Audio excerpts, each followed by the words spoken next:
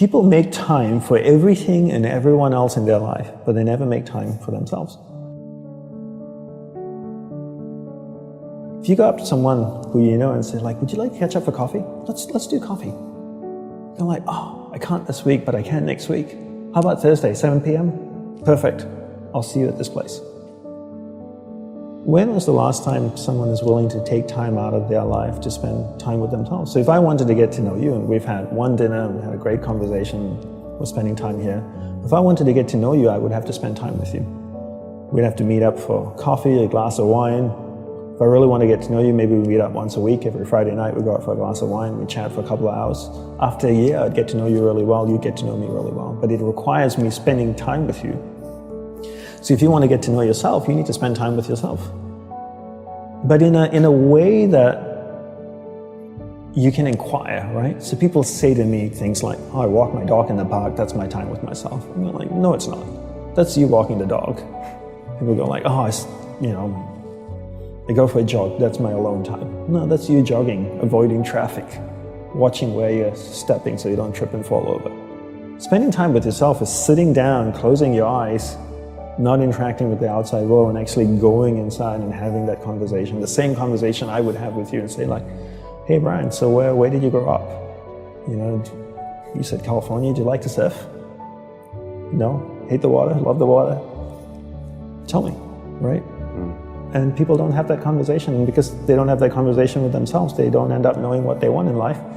Because they don't know what they want in life, they can't focus that finite amount of energy, and then they don't live a lifestyle that brings them happiness, and most people end up being unhappy. A couple of things I would say. One is simplify your life. Everybody's so busy.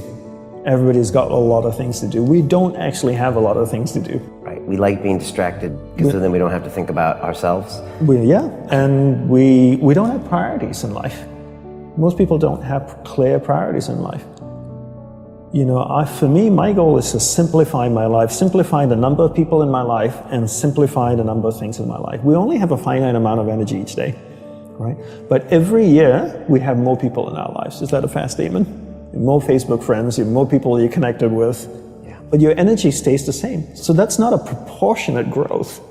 If your energy is increasing every year proportionately with the number of things and people in your life, then we don't have to talk about this. But your energy level is the same. But the amount of people and things in your life are growing almost exponentially. So whereas that doesn't work. So for me, it's always about simplifying first the people and things into your life, into who and what's most important, taking that finite energy that you have each day and focusing. Second step is learning how to focus and concentrate that finite amount of energy into the people and things that truly matter. Now you start to create a lifestyle that you actually love because you're invested into people and things that matter, and the byproduct of that is happiness. And you said happiness is not a goal. Is that correct? Yes, happiness is not a goal. And if you ask most people, what do you want in life? They say, I want to be happy. Right? Would that be a fair statement? I mean, literally, it's in the U.S. Constitution, I think, the pursuit of happiness. The pursuit of happiness. Right. I always say you should never pursue happiness. Don't pursue happiness. Pursue a lifestyle where the byproduct of that lifestyle is happiness. So happiness comes as a byproduct. I spend time with the people that I love. What is my byproduct?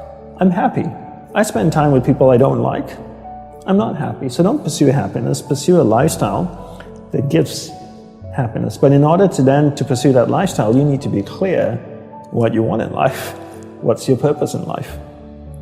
And people don't know this because they don't spend any time with themselves. People think that the more you meditate, the better it is. So 20 minutes of meditation is not as great as 3 hours of meditation. And it's actually not how we work. For us, we believed in quality as opposed to quantity. We spent the whole day preparing to meditate. What comes before meditation? Concentration. Concentration comes before meditation. So you need to learn how to concentrate in order to meditate. And we believe that you can't meditate if you can't concentrate. So we spend the whole day focusing on concentration. So when I spoke with someone in the monastery, I spoke with another monk, I gave them my undivided attention. When I worked on my laptop, I focused on working on my laptop. When I swept the sidewalk, I focused on sweeping the sidewalk. So throughout the day, I'm practicing concentration. Now when I go to sit down to meditate, I'm really focused, and I can have a dynamic meditation session. And I always use the simple analogy of, take Usain Bolt, for example, the sprinter, right? I don't know much about him except he won 3 gold medals, fastest man on earth from Jamaica. I can make an assumption, and tell me if I'm wrong, that his whole day is structured. That he eats the right kinds of food and drinks the right amount of water. He goes to the gym. If you look at the boy, he's ripped, right? Probably works out, runs every day, I'm sure, sprints, does all kinds of things. But his whole day is preparing him for 9.57 seconds or whatever it is his world record is, not the other way around. And people come up to me all the time, Brian, and they say, Dandapani, I'm so stressed out, I've got so much happening in my life. Do you think if I meditate for 5 minutes in the morning, it'll help my whole day? I'm going like, well, what are you doing the remaining 23 hours and 55 minutes? That's what I want to know. Because if you try to meditate for 5 minutes in the morning and the rest of the day you just live a chaotic life, that's not, it's a good start, but it's not really helping you. It's like eating a carrot in the morning and then eating hamburgers and fries all day and hoping to have a healthy diet.